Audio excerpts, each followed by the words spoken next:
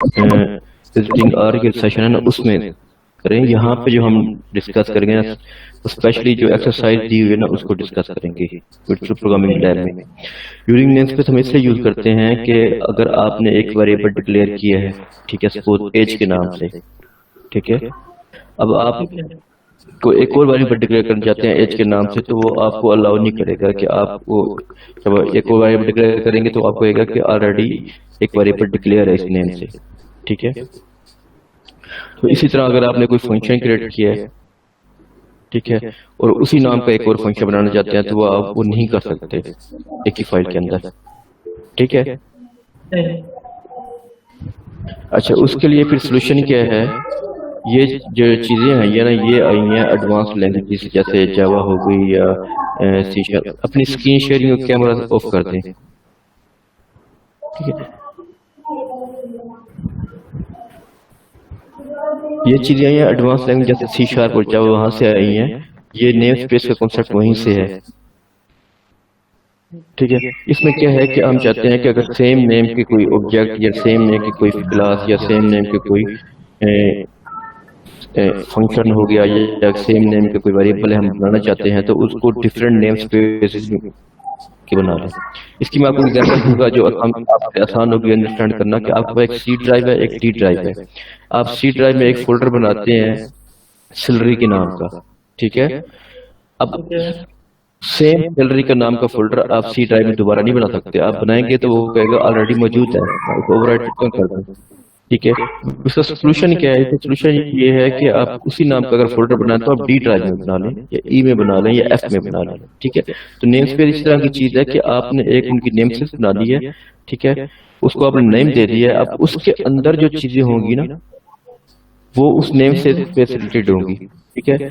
जब आप किसी चीज को यूज करेंगे तो बताएंगे कि ये कौन सी नेम स्पेस से आप यूज करना चाह रहे हैं, ठीक है। तो उससे क्या होगा, नेम स्पेस प्लस उसका नेम मिलके वो यूनिक हो जाएगा, ठीक है। यानी कि आपने एक नेम स्पेस बनाई है एसटीडी और एक आपने नेम स्पेस बनाई है एसटीपी के नाम से, ठीक है। अब एसटीडी और एसटीपी ये दोनों डिफरेंट नेम स्पेसेस हैं। अगर आपने एज नाम का वेरिएबल एसटीडी में बना लिया, इसी तरह एज वेरिएबल आपने एसटीपी में बना लिया है तो आपको अलाउ करेगा। आप मेन के अंदर जब उस फंक्शन उस वेरिएबल को यूज करेंगे तो आपको अलाउ करेगा, क्योंकि आप उनको डिफरेंट नेम स्पेस के रेफरेंस से यूज कर रहे हैं, ठीक है। अगर आपकी मल्टीपल नेम स्पेस यूज कर रहे हैं तो यूज करने का तरीका ये होगा कि आप नेम स्पेस का नाम लिखेंगे, फिर कोलन कोलन और आगे उस वेरिएबल या फंक्शन या ऑब्जेक्ट का नाम लिखेंगे, ठीक है। अभी हम क्योंकि सिर्फ एसटीडी नेम स्पेस यूज कर रहे हैं तो हम सिर्फ यूजिंग नेम स्पेस एसटीडी ऊपर लिख देते हैं। उसके लिए हमें नीचे के साथ बार बार एसटीडी नहीं लिखना पड़ता। आपको दिखाता हूँ, अगर मैं नेम ओपन करता हूँ कि बेस पे हमने डायगोनल पे वैल्यू शो करानी है, सिर्फ डायगोनल पे, ठीक है, लेफ्ट टू राइट डायगोनल पे 1 2 3 4 जो भी होंगी, जो उसकी हाइट और विड्थ की बेस पे होगा, ठीक है। एक मैट्रिक्स फॉर्म में शो होगा, ठीक है। अच्छा, इसका हमने वैसे नीचे सोल्यूशन भी दिया हुआ है, इसका हमने स्क्रीनशॉट भी दिया हुआ है कि ना अगर नंबर ऑफ रोज और नंबर ऑफ कॉलम सेम नहीं होगी, क्योंकि हम चाह रहे हैं कि डायगोनल शो कराएं और number of rose number of column same नहीं होगी तो डायगोनल नहीं बनेगा, ठीक है। तो नंबर ऑफ रोज और नंबर ऑफ कॉलम के लिए लाजमी है कि डायगोनल बनाने के लिए लाजमी है कि नंबर ऑफ रोज और नंबर ऑफ कॉलम सेम हो, ठीक है। उसके अलावा हमने इसका सैंपल आउटपुट भी दिया हुआ है, ठीक है। अब हम इसे बनाते हैं। सबसे पहले तो हम कहते हैं कि हमने एक फंक्शन बना रहे हैं, ठीक है, डिस्प्ले डायगोनल के नाम से। अच्छा, इस फंक्शन में कुछ रिटर्न नहीं करना, हमारा ऐसा मकसद नहीं है कि ये कुछ प्रोसेस करेगा, प्रोसेस करके हमें रिटर्न करेगा, हम उसको फर्दर यूज करेंगे। इस फंक्शन ने जस्ट मैट्रिक्स फॉर्म में डायगोनल वैल्यू के साथ एक मैट्रिक्स का दिखा देना है, ठीक है। तो इसलिए इसमें रिटर्न नहीं करना, तो हम इसकी रिटर्न रखेंगे, वर्ड रखेंगे, इसका हमने मैसेज, ठीक है। और हमारी रिक्वायरमेंट थी कि हम इसको नंबर ऑफ रोज और नंबर ऑफ कॉलम्स देंगे, ठीक है, एज ए आर्गुमेंट। तो नंबर ऑफ रोज के लिए मैंने इंट आर यूज कर लिया है और नंबर ऑफ कॉलम्स के लिए इंट सी यूज कर लिया है। अच्छा, इसको मैं बताऊंगा कि मैंने इंट आर और इंट सी क्यों यूज किया है, ठीक है। जब फंक्शन को हम मेन में कॉल करेंगे तो हम नंबर ऑफ रोज और नंबर ऑफ कॉलम्स, तो यहाँ पे मैं करता हूँ एक वेरिएबल नजर नहीं आ रहा सर, पिन नजर नहीं आ रहा, आप मेरे नाम सर्च करके ना उसको पिन कर लें, मुझे देख लें कि ना काफी सारे लोगों ने स्क्रीन शेयर की हुई ना, मेरी स्क्रीन में शेयर होगी तो आप उस पर क्लिक करके मेरी स्क्रीन को लें। क्या नाम है आपका? अंसर? जी जी ये अंसर के नाम से करना है? जी जी किस नाम पे करना है ये? पिन किस पे करनी है? अच्छा नहीं तो अडना ठीक है, हम वेरिएबल बना रहे हैं रोज के नाम से और एक हेलो कॉलम के नाम से। हेलो, जी मैंने कहा जी किस पे पिन किस पे करनी है हमने? अंसार अली। आपने पिन करना है, जो मैंने स्क्रीन शेयर सर की आपने हुई है ना, स्क्रीन शेयर की है, मुझे नजर नहीं आ रही। लेकिन स्क्रीन पिन की हो, लेकिन आप सर मेरी बात जस्ट सुनिए, सी शो हो रहा है मैं ना। आपको थोड़ा सा प्रोसीजर बता देता हूँ। प्रॉब्लम ये है, जब मेरी स्क्रीन शेयर की हो और मेरी स्क्रीन के बाद कोई और स्क्रीन शेयर करेगा तो आप लोग सारे उस पर स्विच हो जाएंगे।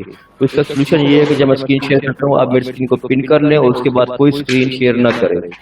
अब जो प्रॉब्लम क्रिएट करना आई थिंक कि आपकी जो है स्क्रीन अभी बाकी है, आप लोगों को थोड़ा सा डिफरेंस बता दो इनिशियलाइजेशन और असाइनमेंट में।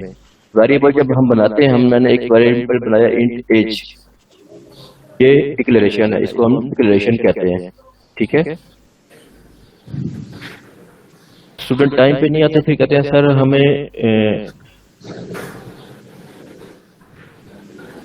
ये तो इसी तरह चलता रहेगा, फिर इनको एक्सेप्ट कर। अच्छा, मैंने एक वेरिएबल डिक्लेयर किया, इसको हम कहते हैं डिक्लेरेशन। अब मैं वेरिएबल को एक वैल्यू असाइन करता हूँ तो इसको कहते हैं असाइनमेंट। डिक्लेरेशन में क्या होता है, जब एक वेरिएबल क्रिएट करते हैं उसको हम डिक्लेरेशन कहते हैं, क्रिएट करने के बाद किसी और स्टेटमेंट में जाके उसको वैल्यू असाइन करते हैं, उसको हम कहते हैं असाइनमेंट। जब वेरिएबल को डिक्लेयर करते हैं और साथ ही वो वैल्यू असाइन करते हैं तो उसको हम कहते हैं इनिशियलाइजेशन। ठीक है, यहाँ पे वेरिएबल की इनिशियलाइजेशन। ठीक है, पहले मैंने उसे डिक्लेयर किया, फिर मैंने उसे असाइन किया, अब मैंने आपको इनिशियलाइजेशन लिख दिया। ठीक है, तो यहाँ पे क्या किया हमने, तो वेरिएबल बना लिए और उनको 0 से इनिशियलाइज भी कर दिया है। ठीक है, अब हमें यूजर से इनपुट लेना है नंबर ऑफ रोज और नंबर ऑफ कॉलम के लिए। ठीक है,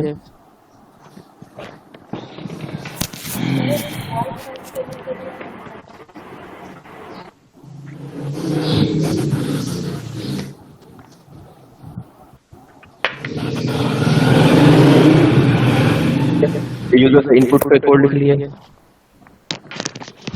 रोज के लिए या कॉलम के लिए।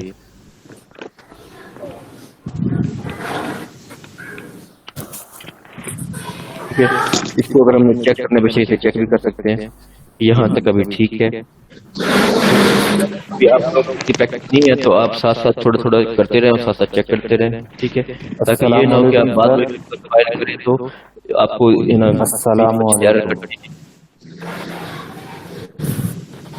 ठीक है। अभी फ्लैग भी देख लिया है, यहाँ तक ठीक चल रहा है। तो उसके बाद हमारी दूसरी एक रिक्वायरमेंट थी कि यूजर से इनपुट लेंगे। दूसरी रिक्वायरमेंट क्या थी कि हम चेक करेंगे कि नंबर ऑफ रोज और नंबर ऑफ कॉलम सेम है कि नहीं है। अभी वो बीच में कोई क्वेश्चन पूछा था जी कि कंडीशनल स्टेटमेंट, यही कंडीशनल स्टेटमेंट होती है कि हम चीजों को कंडीशन लगाते हैं। कंडीशन क्या होती है कि हम कहते हैं कि दोनों वैल्यूज इक्वल हैं, या ये लेफ्ट वाली वैल्यू छोटी है या लेफ्ट वाली बड़ी है। ये जो चीजें हैं कंपैरिजन कर रहे होते हैं, या इनको हम कहते हैं कंडीशनल स्टेटमेंट। ठीक है, और इसके अलावा और भी कई तरीके हैं कंडीशनल स्टेटमेंट, सिर्फ कंपैरिजन के नहीं होते, और भी तरीके भी हैं। अभी हम कौन सा यूज करेंगे, हम सिर्फ कंपैरिजन यूज करेंगे। हमने इफ रोज इक्वल टू, हम ये कह रहे हैं कि जब रोज कॉलम के बराबर हो तो फिर क्या करना है, हमने इस फंक्शन को कॉल करना है जो कि डायगोनल शो कराएगा। उसमें हम रोज भेजेंगे और कॉल्स भेजेंगे। Number of rose number of column से भेज दी है, उसकी बेस पे वो मैट्रिक्स सा बना देगा। ठीक है, अच्छा, अगर नंबर ऑफ रोज और नंबर ऑफ कॉलम्स बराबर नहीं होंगे, सेम नहीं होंगे। अच्छा, यहाँ पे आप नोट करें मैंने डबल इक्वल लगाई, ये कंपैरिजन ऑपरेटर है। अगर मैं इस तरह कर दूंगा, सिंगल इक्वल लगाऊंगा, तो उससे क्या होगा कि ये कॉलम्स की वैल्यू रोज को असाइन हो जाएगी। ठीक है, कंपैरिजन नहीं होगा। कंपैरिजन के लिए डबल इक्वल लगाना पड़ता है। ठीक है, एल्स में क्या है, एल्स में हम सी आउट कराएंगे Sir, share your screen. Sir screen show नहीं हो रही आपकी। स्क्रीन शो नहीं हो रही सर, बिल्कुल चली गई है।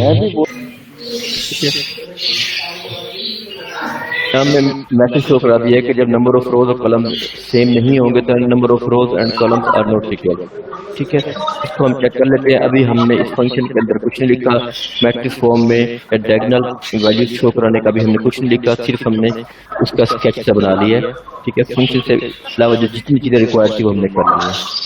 ठीक है, नंबर ऑफ रोज मैंने 5 दिए, नंबर ऑफ कॉलम 2 दिए हैं, तो उसने मैसेज शो करा दिया number of rose not equal. ठीक है, दोबारा मैं एग्जैक्ट करता हूँ, number of rose number of column मैं सेम दूंगा, नंबर ऑफ रोज 2 है, नंबर ऑफ कॉलम भी 2 है।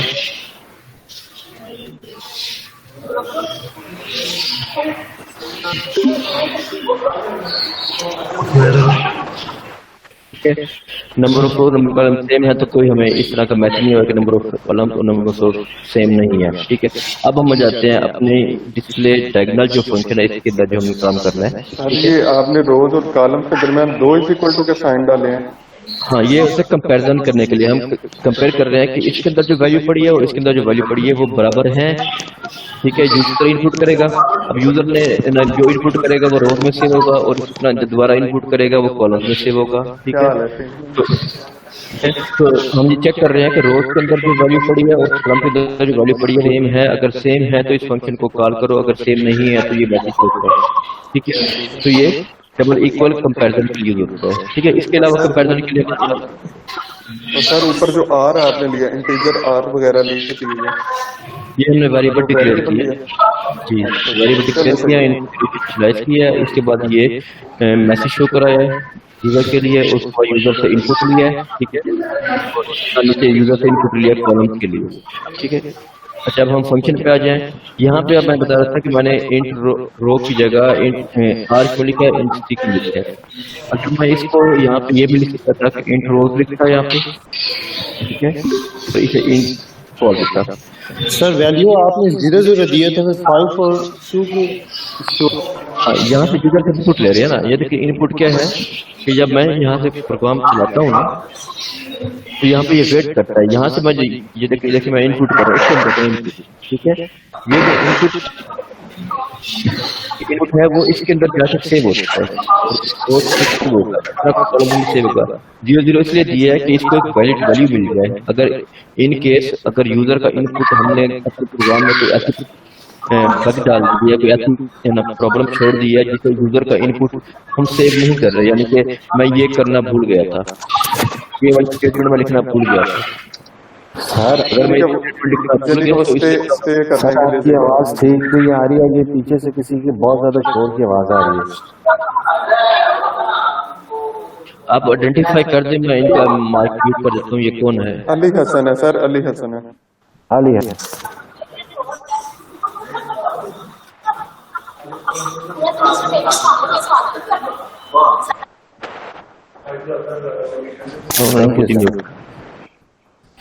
स्क्रीन नजर आ रही है आपको? Yes sir. जी जी सर। चलो ठीक है। अच्छा अब मैंने जैसे कमेंट कर दिया, हम अज्यूम करते हैं कि मैंने यूजर से इनपुट वाला कोड लिखना ही भूल गया हूँ, तो क्या होगा कि रोज की वैल्यू 0 है वो ये यूज होगी क्योंकि मैंने से 0 से इनिशियलाइज किया हुआ है। अगर हम वेरिएबल की वैल्यू असाइन करना भूल जाते हैं या इनपुट करना भूल जाते हैं तो उससे क्या होगा कि है ना हमारी एक वैलिड वैल्यू जिसका हमें पता है कि 0 है वो यूज होगी। आपको एक प्रोग्राम बना रहे हैं, एप्लीकेशन बना रहे हैं, उसके अंदर आप वेरिएबल की वैल्यू इनिशियलाइज करना भूल गए हैं और वो कोई टैक्स कैलकुलेशन हो रही है, कोई फाइनेंशियल कोई ट्रांजैक्शन या उसके रिलेटेड कोई चीज काम हो रहा है और आपने उसके अंदर कोई इनिशियलाइजेशन नहीं की। जब 0 से इनिशियलाइज कर लिया इसका मतलब है कम से कम वो कहीं पे अगर मल्टीप्लाई हो रहा है, कहीं डिवाइड हो रहा है, कहीं ऐड हो रहा है तो आपकी कैलकुलेशन को खराब नहीं करेगा। अगर आप इसको 0 से इनिशियलाइज नहीं करेंगे तो इसमें जब भी हम वेरिएबल डिक्लेयर करते हैं तो उसमें एक डमी वैल्यू सेव होती है। डमी वैल्यू का मतलब है हमें पता नहीं क्या सेव होता है, कोई भी नंबर सेव होता है, वो नंबर आपका एप्लीकेशन में यूज हो जाएगा और उससे गलत आउटपुट या गलत आपकी है ना कैलकुलेशन में यूज हो जाएगा। ठीक है, और आपको पता भी नहीं चलेगा और ये इसको हम कहते हैं लॉजिकल बग। ठीक है, तो इनसे बचने के लिए कोशिश ये करें कि जब भी कोई वेरिएबल डिक्लेयर करें या ऑब्जेक्ट क्रिएट करें तो उनको प्रॉपरली इनिशियलाइज कर लें। जीरो से इनिशियलाइज करना सबसे बेहतर होता है, ताकि वो अगर कहीं यूज भी हो जाएंगे तो वो एप्लीकेशन को इफेक्ट को या चीजों रिक्वायरमेंट को चीजों को चेंज नहीं करेंगे। ठीक है, तो इसलिए मैंने इनिशियलाइज किया, यूजर से इनपुट ले लिया, यूजर से इनपुट करके रोज में और कॉलम में हमने इनको सेव कर लिया। ठीक है, अब हम आ जाते हैं। अच्छा, मैं अभी बता रहा था कि यहाँ पे है ना आर्गुमेंट्स में हमने भेज दिया है, ये वाला वेरिएबल भेजा और ये वाला भेजा है रोज के लिए और कॉलम्स के लिए। इस फंक्शन ने क्या करना है, इन रोज और कॉलम्स को यूज करके एक मैट्रिक्स का बना देना है। ठीक है, इसका नाम मैंने यहाँ पे आर लिखा है। ठीक है, और यहाँ पे सी लिखा है, ये दिखाने के लिए कि जो आर्गुमेंट्स में जिस नाम से वेरिएबल भेजा है लाजमी नहीं है कि उसी नाम से वेरिएबल आपके पैरामीटर्स में भी हो। ठीक है, यहाँ पे रोज भेजा, यहाँ पे आके हमने इसका नाम चेंज कर दिया, आर कर दिया, और यहाँ से कॉलम भेजा, यहाँ पे हमने आके इसका नाम सी कर दिया। ठीक है, तो अब इस फंक्शन के अंदर आर और सी यूज होंगे। आर के अंदर कौन सी वैल्यू होगी, जो कि यहाँ से भेजी गई है, और सी के अंदर कौन सी वैल्यू होगी, जो यहाँ से भेजी गई है। ठीक है, अच्छा, इसके लिए हम क्या करेंगे, अब हमारी रिक्वायरमेंट ये है कि हमने लूप लगाना है, लूप लगा के इस फॉर्म में शो कराना है। ठीक है, तो हम लूप लगाते हैं, फॉर लूप लगा लेते हैं।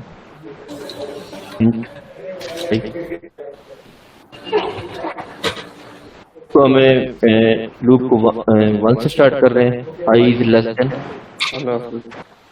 Equal to.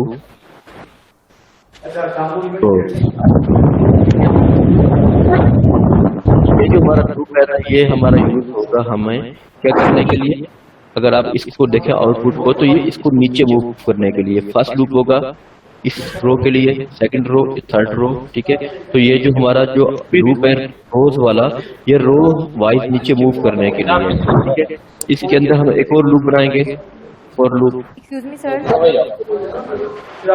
ये सर डिस्प्ले डायग्राम का बता दें। वही बता रहे हैं, वही सर आप फॉल्ट में क्या कह रहे हैं, आपने इंटीजर इज इक्वल टू 1 लिख दिया फॉर लूप में, पहली वाली जो है। सर जी, जब मैं प्रोग्राम लिखता हूँ तो कंपाइल करता हूँ, आता है सी आउट इज नॉट डिक्लेयर्ड।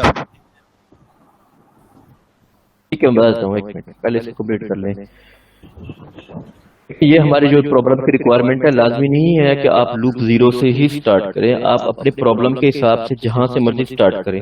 ठीक है, आप ये कह रहे हैं कि मैं यहां से स्टार्ट करता, int i is equal to 0।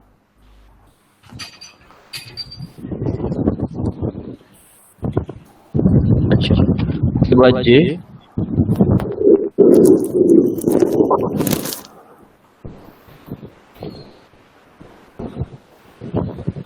अभी हमें 2 लूप बना लिए। ठीक है, int i is equal to 1, i is less than 2 rows, i plus j is equal to 1, j is less than equal to 4, j plus. ठीक है, ये हमने लूप बना लिए हैं। फर्स्ट जो हमारा जो लूप है ये हमारा रो वाइज नीचे लेके आएगा, और ये जो दूसरा लूप है हमारा ये कॉलम वाइज हमें लेफ्ट टू राइट मूव कराएगा। ठीक है, यानी कि अगर आप इसको देखें तो ये जो ऊपर वाला लूप था वो हमें नीचे लेके आएगा, और नीचे वाला जो लूप था, अंदर वाला लूप था, ये हमें लेफ्ट टू राइट मूव कराएगा। ठीक है, अच्छा, ये आई प्लस प्लस का मतलब है, आई प्लस का मतलब है कि आई की वैल्यू इंक्रीज करेगा। ठीक है, जब एक दफा लूप हो जाएगा तो आई की वैल्यू इंक्रीज होकर 2 हो जाएगी, फिर 3 हो जाएगी, फिर 4 हो जाएगी। जब वो बढ़ती जाएगी, जब वो रोज के बराबर हो जाएगी, ठीक है, तो फिर ये लूप बंद हो जाएगा। इसी तरह यहाँ पे हमने जे को इंक्रीमेंट कर रहे हैं, जब जे बढ़ते बढ़ते कॉलम्स की वैल्यू के बराबर हो जाएगा। ठीक है, इसका मतलब ये है कि ये लूप चलता रहे जब तक के आई की वैल्यू रोज से लेस रहे या उसके बराबर है। जैसे ही जब बराबर हो जाएगी उसके बाद जब आई को इंक्रीमेंट करेंगे तो वो रोज से क्रॉस कर जाएगा। सपोज कहते हैं रोज के अंदर वैल्यू 3 पड़ी है और आई इंक्रीमेंट होते होते 3 हो गया। जब नेक्स्ट टाइम नेक्स्ट आइटरेशन होगी तो ये आई 4 हो जाएगा। जब 4 हो जाएगा तो ये कंडीशन फॉल्स हो जाएगी, फॉल्स होने से ये लूप बंद हो जाएगा। ठीक है, जी जी बोले सर। ये आई प्लस प्लस के बाद आपने जो दरमियानी ब्रैकेट लगाई ये किधर क्लोज हो रही है? ये हो रही है ना, ये इसमें ये है कि जब आप किसी ब्रैकेट के ऊपर क्लिक करते हैं तो इसका क्लोजिंग बता देते हैं कहाँ पे है। जिस मैंने क्लिक किया इसका क्लोजिंग बता दी ये है, इस पे क्लिक किया इसका क्लोजिंग ये है, और इस पे क्लिक किया इसका क्लोजिंग ये है। ठीक है, मेन पे क्लिक करेंगे तो इसका क्लोजिंग ये है। ठीक है, तो इससे पता चल जाता है कि हमारा ये पेयर्ड है कि नहीं है, क्योंकि इनका पेयर होना लाजमी है। जितने भी ब्रैकेट्स हैं, चाहे पैरेंथेसिस है, कर्ली ब्रैकेट्स हैं या स्क्वायर ब्रैकेट्स हैं, इनका पेयर में होना लाजमी है। ठीक है, सर ये मेन से ऊपर क्यों लगा रहे हैं? मेन के बाद लगा सकते हैं ये सब? हाँ, मैं एक बात लगा सकते हैं। मैं इसको अभी कंप्लीट कर लेता हूँ, फिर मैं आपको दिखाता हूँ कि अगर हम डिक्लेरेशन ये मैंने क्या किया है, इसको डिफाइन ही मेन से ऊपर कर दिया फंक्शन को। हम चाहें तो इसको नीचे मेन से डिफाइन करें। ठीक है, मेन से डिफाइन करें और ऊपर सिर्फ डिक्लेयर कर दें। आई प्लस लिखा है आई की वैल्यू को इंक्रीज करने के लिए, ये हमारा इंक्रीमेंट ऑपरेटर है। ठीक है, इसको हम कहते हैं post increment. Post increment pre increment, यानी कि अगर हमारे पास इस तरह लिखा हो तो ये प्री इंक्रीमेंट है, और अगर इस तरह लिखा हो तो ये पोस्ट इंक्रीमेंट है। ठीक है, इसका मतलब ये होता है कि इसकी वैल्यू को पहले इंक्रीज करो और फिर यूज करो। ठीक है, और यहाँ पे इसका मतलब ये होता है कि इस वैल्यू को पहले आई की वैल्यू को पहले यूज करो और बाद में इसकी वैल्यू को इंक्रीज कर दो। ठीक है, दोनों का काम वैल्यू को इंक्रीज करना होता है। और ये अगर देखें तो ये किसके बराबर होता है? ये होता है I is equal to I plus 1। ये एक्चुअली इसकी शॉर्ट फॉर्म है। ये जो स्टेटमेंट लिखी हुई है ना, I is equal to I plus 1, इसकी शॉर्ट फॉर्म है प्लस प्लस आई या आई प्लस प्लस। ठीक है, ठीक है, ये इंक्रीमेंट एक जी बोले सर हम लोग इसमें प्री इंक्रीमेंट करेंगे या पोस्ट इंक्रीमेंट करेंगे? दोनों कर लें, फर्क नहीं पड़ेगा, क्योंकि ये प्रॉब्लम इस तरह की है कि इसमें अगर आप प्री कर लें या पोस्ट कर लें, एक जगह मैं प्री कर लेता हूँ दूसरी जगह पोस्ट कर लेता हूँ, कोई फर्क नहीं पड़ेगा। ठीक है, तो सर उसका आउटपुट में कोई चेंज? मैं आपको बताता हूँ कि प्री इंक्रीमेंट और पोस्ट इंक्रीमेंट में कब डिफरेंस होता है। ठीक है सर, हम इसको कर लेते हैं। सर ये जैसे जावा में होता था ये ग्लोबल वेरिएबल्स और लोकल वेरिएबल, इसमें भी ये कांसेप्ट है कि नहीं?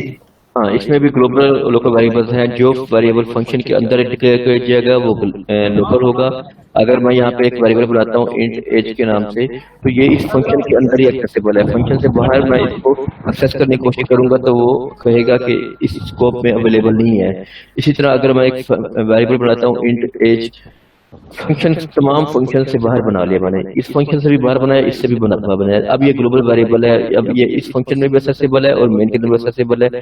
इसके अलावा नीचे कोई और फंक्शन होंगे तो वहां भी एक्सेसिबल होगा। ठीक है, ये ग्लोबल वेरिएबल है, और जो फंक्शन के अंदर डिक्लेयर किया जाता है वेरिएबल वो लोकल वेरिएबल होता है। वो सिर्फ उस फंक्शन के लिए होता है। जैसे हमने रोज और कॉलम्स है ना, इस मेन फंक्शन के लिए हैं, ये इस फंक्शन में एक्सेसिबल नहीं थे, लेकिन हमने इसको इस फंक्शन में एक्सेस करने के लिए हमने इनको स्पेशली भेज दी है फंक्शन को। फंक्शन में हमने उनको भेज दिया है, ये वाले वेरिएबल्स हमने भेजे हैं इस फंक्शन के पास रोज और कॉलम की फॉर्म में, और एज ए आर्गुमेंट्स भेजे हैं।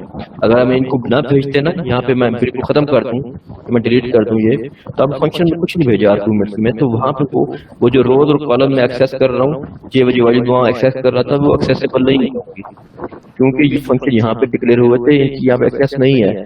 लेकिन हमने इनकी एक्सेस देने के लिए हमने स्पेशली इस फंक्शन के साथ हमने भेज दिए हैं। ठीक है, अब यहाँ पे आगे अब हमने क्या करना है, हमने वैल्यू प्रिंट करानी है। ठीक है, आई की करा लें या जे की करा लें, किसी एक की करा लें। अच्छा, अभी मैं सिर्फ आपको सारी की सारी वैल्यू प्रिंट करके दिखाता हूँ, बाद हम इसको डायगोनल कर लेंगे कि डायगोनल किस तरह करता है। ठीक है, आई प्रिंट करा लिया, उसके बाद हमने टैब दे दिया, पर्टिकुलर कैरेक्टर यूज कर लिया, इससे टैब आ जाएगा। टैब का जो फासला होता है ना 4-5 कैरेक्टर का, वो उसका टैब आ जाएगा। ठीक है, ये जब सब कॉलम प्रिंट हो जाएंगे तो उसके बाद हम आएंगे, हम सी आउट करके एंड लाइन कर देंगे। एंड लाइन करने के दो तरीके हैं, एक तो ये होता है स्लैश एन यूज कर लें या एंड लाइन मैनिपुलेटर यूज कर लें। ठीक है, क्या होगा इससे, क्या होगा कि वैल्यू प्रिंट होगी, एक वैल्यू प्रिंट होगी, फिर टैब आएगा, ये टैब लगा होगा। ठीक है, ये देखे ना, मैं इसको खत्म करता हूँ ना, ये मैंने टैब प्रेस किया है, तो टैब ना डिस्टेंस आएगा।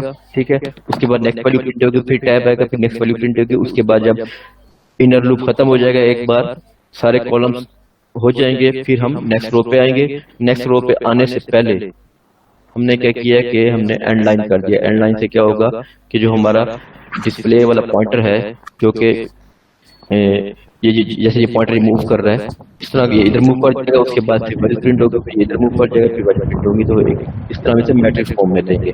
ठीक है, तो अभी मैं इसको प्रिंट करके दिखाता हूँ। सर ये हम किसी और तरीके से कर सकते हैं क्योंकि फॉर लूप तो अभी तक हमने नहीं करा। क्या कह रहे हैं आप? अभी तक हमने नहीं पढ़ा सर, तो ये उसके बगैर हम किसी और तरीके से कर सकते हैं लूप्स के बगैर? आपकी आवाज सही नहीं आ रही, क्या कह रहे हैं आप? लूप के बगैर किसी और तरीके से कर सकते हैं? फॉर लूप तो हमने अभी तक नहीं पढ़ा सर, हमने तो अभी सिर्फ व्हाइल लूप पढ़ा है, इफ पढ़ा है, इफ एल्स पढ़ा है। हम वाइल से भी कर सकते हैं, मैं आपको ये वाइल से भी करके दिखा देता हूँ। ठीक है सर पहले इससे वाइल से भी हो मुकम्मल सकता है। हाँ, वाइल असल में मैं इसलिए नहीं करना चाह रहा था कि वाइल लूप डिफरेंट टाइप की ना प्रॉब्लम्स के लिए होता है। अगर हम उसको फॉर लूप की जगह वाइल यूज कर सकते हैं, ठीक है, लेकिन बेहतर ये है कि जब एक हमें पता है कि किसी चीज को कितने बार रन करना है, नंबर ऑफ रोज कितनी है, नंबर ऑफ कॉलम कितनी है, हमने ऑलरेडी डिसाइड किया हुआ है। ठीक है, तो फिर फॉर लूप ही यूज करें। ठीक है, इसको मैं एग्जीक्यूट करता हूँ। सर नंबर ऑफ रोज मैंने 3, नंबर ऑफ कॉलम 3 दिए। ठीक है,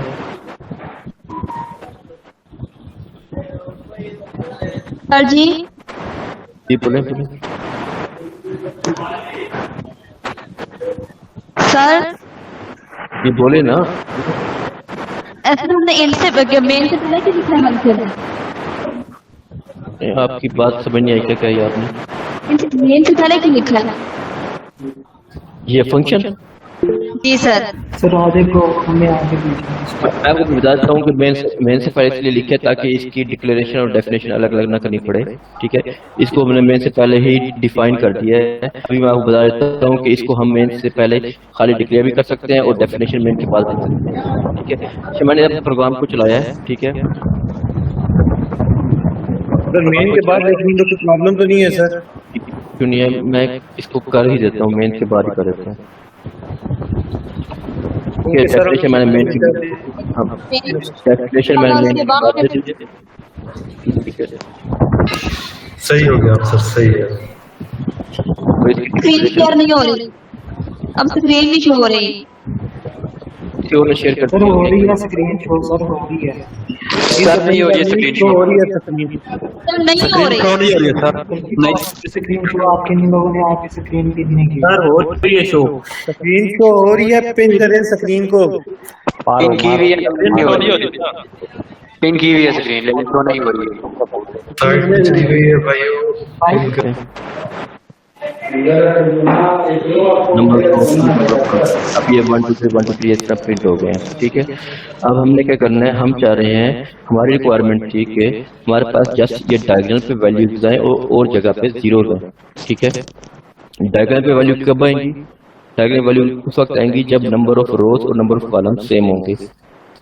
फर्स्ट रो फर्स्ट कॉलम 1 आएगा, सेकंड रो है और सेकंड कॉलम है, ये थर्ड रो है और थर्ड कॉलम है। तो इसका मतलब है कि उस वक्त जब हमारे नंबर ऑफ रोज और नंबर ऑफ कॉलम सेम होंगे तो उस वक्त हम आई की वैल्यू प्रिंट कराएंगे, वरना हम आई की वैल्यू की जगह क्या प्रिंट कराएंगे? 0 प्रिंट कराएंगे। ठीक है, यहाँ पे मैं आप इफ लिख लेता हूँ, if else if I, I use हो रहा है रोज के लिए, जे यूज हो रहा है। आई और जे बराबर है तो फिर हमने क्या करना है, एक सी आउट करना है, वरना एल्स में क्या करना है, एक और सी आउट करना है। ठीक है, ये कोड याद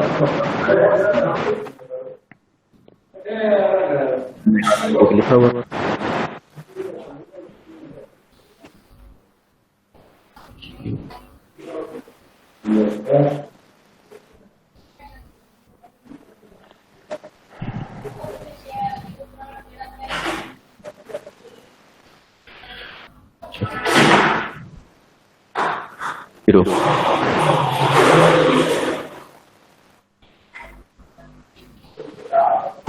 जब आई और जे बराबर होंगे तो आई करा लें, जे करा लें, दोनों एक हैं।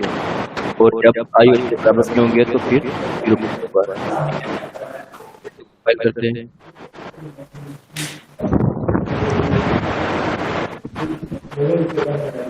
रोज मैंने 3 दी है, नंबर ऑफ कॉलम 3 दिए हैं, जैसे कि प्रिंट हो गया। मैट्रिक्स फॉर्म में 2 डायग्राम्स को प्रिंट किए हैं। प्रोग्रामिंग कि हमने एक डिजाइन कर दिया है, एफिशिएंट तरीके से डिजाइन कर लिया, फंक्शन किया है, ठीक है। अगर मैं इसको नंबर ऑफ रोज 2 देता हूँ, नंबर ऑफ कॉलम 2 देता हूँ, तो ये 2 by 2 का मैट्रिक्स बना देता है। अगर मैं इसको नंबर ऑफ रोज 6 देता हूँ, नंबर ऑफ कॉलम 6 देता हूँ, तो ये 6 by 6 का मैट्रिक्स बना देता है, ठीक है। तो आपने प्रोग्रामिंग में की ब्यूटी क्या होती है कि जब एक चीज आप बना लेते हैं तो मैट्रिक्स में ये वैल्यूज कहाँ से आ रही है? ये 1 आ रहा है, 0 आ रही है, तो हमने इसे नहीं दिया, तो ये खुद कहाँ से आ रहा है? ये कहाँ से आ रही है? ये आई को प्रिंट करा रहे हैं ना, I 1 2 3 4 5 6 ये यहाँ से आ रहा है, ठीक है, क्योंकि मैंने प्रिंट आई को कराया ना, आई को तो 0 है वो तो हमने 0 लिख दिया ना, खुद ही हमने 0 लिख दिया है। और ये जो स्लैश की है ये टैब के लिए, टैब क्या है कि ये जब एक करैक्टर डिस्प्ले हो जाएगा तो उसके बाद जो ये जो गैप आता है ना बीच में, ये टैब है। अगर आप वर्ड में कहीं टाइपिंग करते हो, कोई काम करते हो, तो आपको पता होगा टैब क्या होता है कि आपने कुछ लिखा है तो उसमें आपने कुछ कैरेक्टर्स का गैप देना है, तो आप टैब यूज करते हैं। सर अब अगर हम इधर चाहते हैं कि 1 की जगह 3 आए, 0 की जगह 4 आए, 0 की जगह 6 आए, फिर उससे नीचे 5 आए, यहाँ पे आप कहते हैं यहाँ पे 5 आए, यहाँ पे क्या है सर? यहाँ पे 5 आए, आगे 2 आए, आगे 3 आए। नहीं, वो तो फिर रैंडम वैल्यूज हो जाएंगी ना। वो उसके लिए आप सीखेंगे जब आप जाएंगे, इसको आप मैट्रिक्स को सेव करेंगे, इस पूरे मैट्रिक्स को 2 डायमेंशनल अरे में सेव करेंगे। जब आप इसको पढ़ेंगे ना, हम एक 2 डायमेंशनल अरे बनाएंगे, ठीक है। 2 डायमेंशनल अरे किस तरह होती है? अच्छा सर, इस तरह का आउटपुट आ जाए तो इसका मतलब ये प्रोग्राम सक्सेसफुली कंप्लीट हो गया। आउटपुट आ जाए तो प्रोग्राम तो सक्सेसफुली कंप्लीट हो गया है, लेकिन आपने ये चीज देखनी है कि आपकी जो रिक्वायरमेंट्स थी वो आपने उस रिक्वायरमेंट्स को पूरा किया भी है कि नहीं किया ना, ठीक है। वो रिक्वायरमेंट पूरी होगी तो इस तरह ही प्रॉम्प्ट में शो होगी ना स्क्रीन। नहीं, एक मिनट मैं आपको दिखाता हूँ। जैसे आपने प्रोग्राम कंपाइल किया सर, एरिया को कमेंट कर दिया है, अब कोई एरर नहीं आएगा, तो प्रोग्राम भी एग्जीक्यूट होगा, ठीक है। आउटपुट भी आएगा, कुछ ना कुछ आउटपुट आएगा, ठीक है। Number of row 2, number of columns मैंने 2 दे दिए, आउटपुट भी आया, कुछ ना कुछ आया, लेकिन हमारी रिक्वायरमेंट जो थी उसको उसने पूरा नहीं किया, ठीक है। रिक्वायरमेंट जो है 0 को जो टी लिखा हुआ इसका मतलब है, टी का मतलब टैब। देखिए अब मैंने यहाँ पे लिखा है ना, यहाँ पे कुछ लिखा है, यहाँ पे कुछ लिखा है। अब मैं आगे जो लिखा मैं कहता हूँ इन दोनों के दरमियान में कुछ गैप, तो मैं टैब यूज करता हूँ। टैब का वर्ड होता है ना, यहाँ पे टैब की भी होती है कीबोर्ड में, तो ये कुछ कैरेक्टर्स का गैप देने के लिए टैब यूज होता है, ठीक है। तो हम अगर टैब के बजाय हम स्पेस यूज कर सकते थे, टैब के बजाय मैं 2 स्पेस यूज कर लेता हूँ, टैब खत्म कर देता हूँ, ठीक है। मैंने 2 स्पेस यूज कर दिए हैं, तो इसका आउटपुट सर जी ये वॉइड क्या है सर? यहाँ पे वॉइड डिस्प्ले डायग्राम, ये वॉइड कोई बिल्डिंग फंक्शन है? हमारे फंक्शन है ना, फंक्शन जो भी हमारे फंक्शन होते हैं, इवन हमारा जो मेन होता है हम इसको लिखते नहीं है, लेकिन क्योंकि इसलिए लिखते कि Dev C plus automatic include कर लेता है। लेकिन अगर किसी और अच्छी स्टैंडर्ड का जो टूल है, प्रोफेशनल टूल्स हैं जो कि सॉफ्टवेयर हाउसेज यूज होते हैं, जैसे कि विजुअल स्टूडियो है, अगर आप उसको यूज करेंगे और मेन के साथ कुछ नहीं लिखेंगे तो आपको एरर दे देगा।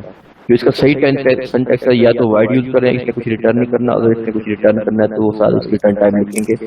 नॉर्मली ये रिटर्न करता है 0 या 1 वगैरह, ठीक है। और इसका जो सही सिंटैक्स है वो ये है, रिटर्न टाइप मैंने इंट दे दिए मेन की, और रिटर्न 0 कर दिया। रिटर्न 0 का मतलब है कि ये फंक्शन सक्सेसफुली एग्जीक्यूट हुआ है। रिटर्न 1 का मतलब है ये 0 के अलावा कोई भी वैल्यू हो, उसका मतलब है कि ये फंक्शन सक्सेसफुली एग्जीक्यूट नहीं हुआ। सी रिटर्न 0 लिखना लाजमी है सर लास्ट में।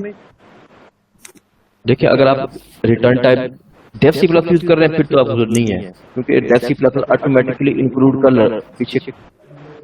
रहा होता है इस चीज को, ठीक है। लेकिन अगर आपने अपना कोई और फंक्शन लिखा हुआ है जो मेन से अलावा कोई फंक्शन है, उसके लिए लाजमी है अगर आप उसकी रिटर्न टाइप नहीं लिखेंगे तो आपका, मैं इसको रिटर्न टाइप खत्म करता हूँ। अच्छा अब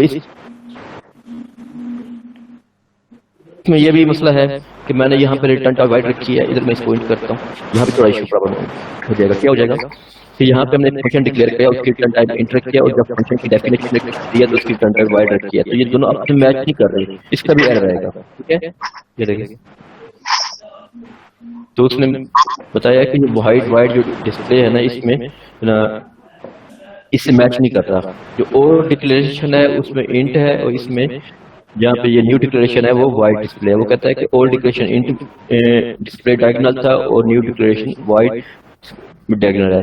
अब आपको पता नहीं चल रहा कि इसमें क्या है, ये आपको प्रैक्टिस से थोड़ा सा इसके एरर को रीड करेंगे केयरफुली तो फिर आपको पता चलेगा कि प्रॉब्लम क्या है। प्रॉब्लम ये है कि इस फंक्शन की डेफिनेशन में हमने रिटर्न टाइप वाइड रखी है और डिक्लेरेशन में इंट रखी है, तो ये दोनों आपस में मैच करना लाजमी है अगर आप डिक्लेयर और डेफिनेशन अलग अलग जगह पे कर रहे हैं। अगर आप यहाँ पे कर रहे होते, इस पूरी डेफिनेशन को यहाँ पे किया होता और डिक्लेयर ना कर रहे होते, तो फिर तो आपका अगर वाइड रखते तो फिर इशू ना आता, या इंट रखते तो इशू ना आता। ठीक है, क्योंकि वो डेफिनेशन भी वही है, डिक्लेरेशन भी वही है, तो वो मैचिंग का इशू नहीं है। आप ये मैचिंग का इशू है, वो कह रहा है डिक्लेयर आपने ये किया था और आप यूज उसको इस तरह कर रहे हो। ठीक है, अच्छा, जो भी फंक्शन आप बनाएंगे उसकी रिटर्न टाइप लाजमी देंगे। अगर उस फंक्शन में कुछ वैल्यू रिटर्न करनी होगी तो उसकी रिटर्न टाइप में लिखेंगे, उसकी टाइप लिखेंगे। जैसे कि इसने कुछ रिटर्न करना तो हमने वाइड लिखा। अगर इसने कोई हम एक और फंक्शन बना देते हैं, फॉर एग्जांपल इंट ऐड के नाम, ऐड नम्स के नाम हमने फंक्शन बना लिया। आर्गुमेंट्स में क्या करेंगे हम, वही इंट, एक हम कहते हैं ए इंट बी। इसमें क्या करना है, अब हमने इसकी रिटर्न टाइप इंट रखी है, तो हम क्या करेंगे, रिटर्न में ए प्लस बी। क्या कर रहे हैं कि ए की और बी की वैल्यू को ऐड करके रिटर्न कर सकते हैं। ठीक है, ये भी इंटीजर है, ये इंटीजर है, ये जब दोनों ऐड होंगे तो इंटीजर ही आंसर आएगा और वही इंटीजर ही रिटर्न होगा। अब इस फंक्शन को अगर हम कॉल करते हैं, यहाँ पे कॉल कर लेते हैं। ठीक है, मेन पे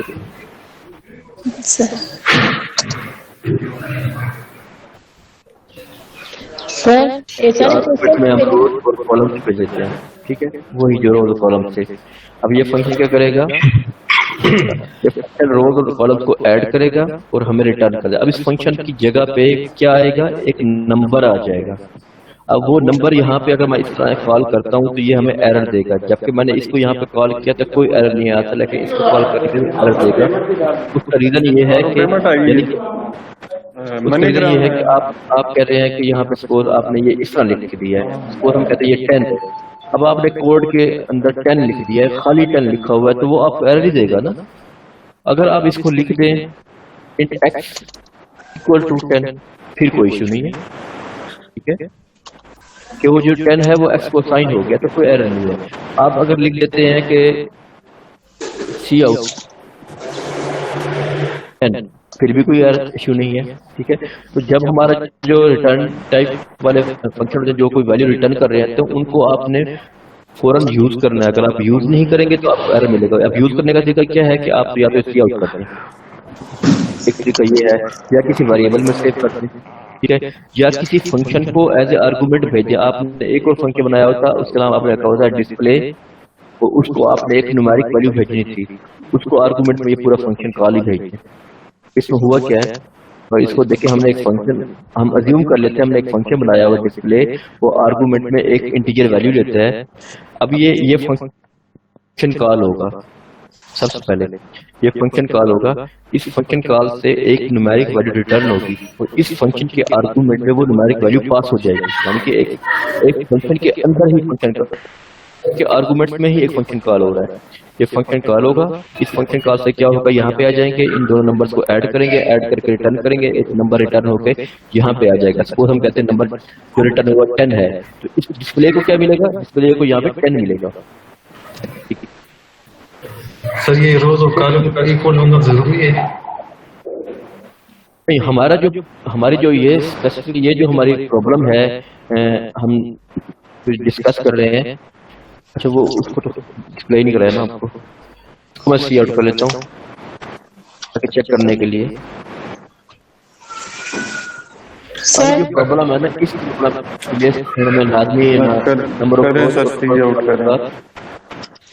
ठीक है। Number of row number of column का सेम होना लाजमी है क्योंकि हम डायग्राम करना चाह रहे हैं।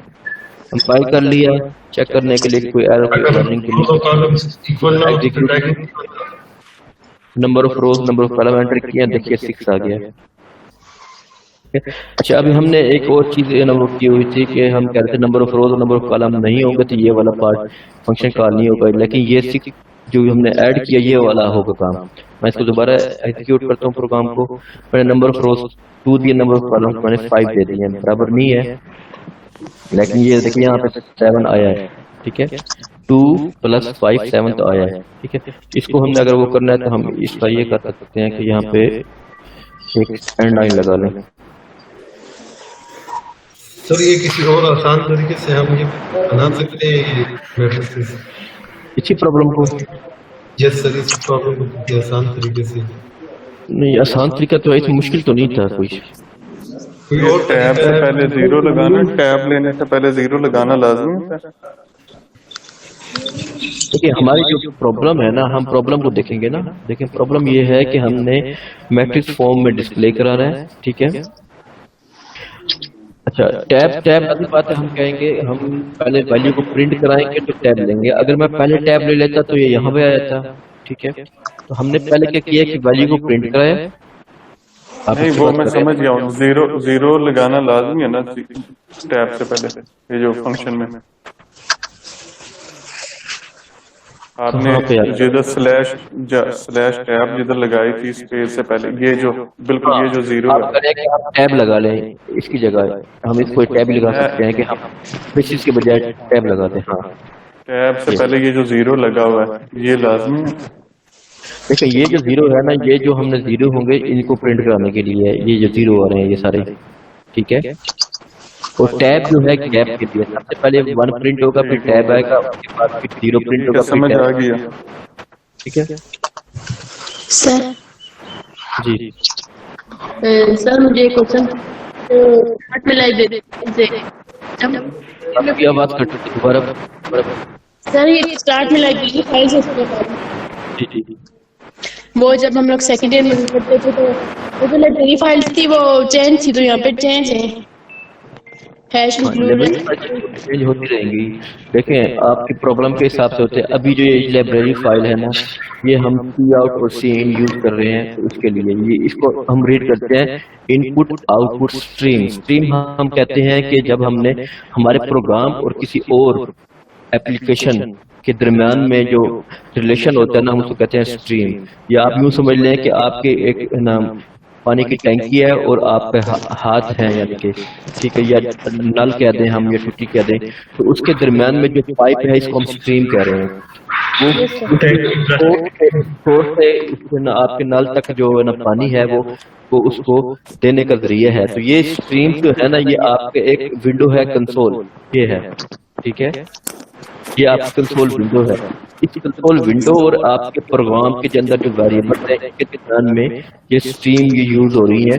यहाँ से आप करते हैं वो वेरिएबल में होते हैं, वेरिएबल वाली वैल्यू कंसोल पे भेजते हैं तो वो यहाँ डिस्प्ले होते हैं। इन दोनों के दरमियान स्ट्रीम का काम कर रही है, ठीक है। अब ये स्ट्रीम के तौर पे आप इसको यूज कर रहे हैं कंसोल को, हम स्ट्रीम के यूज कर सकते हैं टेक्स्ट फाइल को।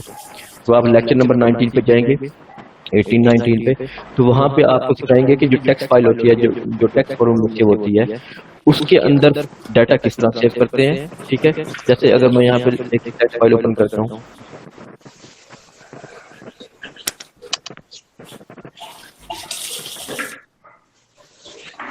एक टेक्स्ट फाइल, अभी हमारा जो प्रोग्राम है हम बनाते हैं, उसको यूज करते हैं, उसे बंद करते हैं, उससे सब कुछ खत्म हो जाता है। आगे आप जाकर सीखेंगे कि हमने अपने जो एप्लीकेशन है उसके डाटा को परमानेंट कैसे सेव करना है। ये आपकी फाइल बनेगी, फाइल के अंदर ये डाटा सेव होगा और ये फाइल आपके हार्ड डिस्क में किसी फोल्डर में सेव होगा, वो फोल्डर में मौजूद रहेगी, ठीक है। आपने बाद में उस फाइल से रीडिंग करनी है, रीडिंग भी कर सकते हैं, आप उस फाइल में मजीद सेव करना वो भी कर सकते हैं, ठीक है। तो ये जो है स्ट्रीम होगी इस हमारे प्रोग्राम के दरमियान, और इस फाइल ये एक अलग एप्लीकेशन है।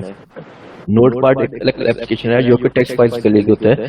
एक टेक्स्ट फाइल और इस एप्लीकेशन हमारी जो हमारा कोड है इसके दरमियान में स्ट्रीम यूज होगी, उसको हम क्या कहेंगे, वो हमारी यूज उसको हम कहते हैं F stream, F mean file.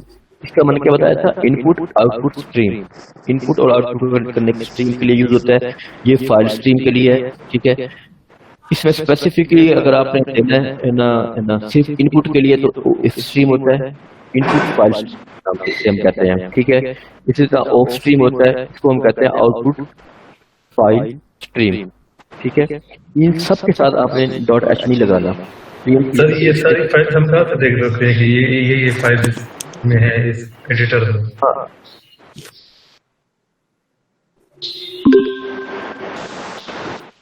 मतलब ये हमें ये पता चले कि डिस्प्ले डायग्राम भी कोई फंक्शन है। उसके लिए आप ये कहते हैं कि जो प्रोग्रामिंग होती है ना, प्रोग्रामिंग कोई इतनी बला किस्म की कोई खतरनाक चीज नहीं है।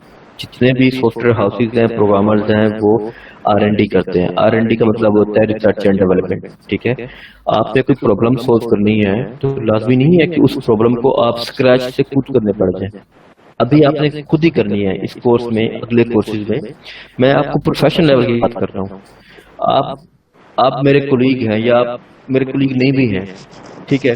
मैंने एक काम करना है कि मैंने ना यूजर्स को ईमेल, अपनी एप्लीकेशन बनानी है जिससे ईमेल सेंड होगी। अब ईमेल सेंड करने के लिए कोई कोड, कोई एप्लीकेशन छोटी सी बनानी पड़ेगी या कोई कोड लिखना पड़ेगा।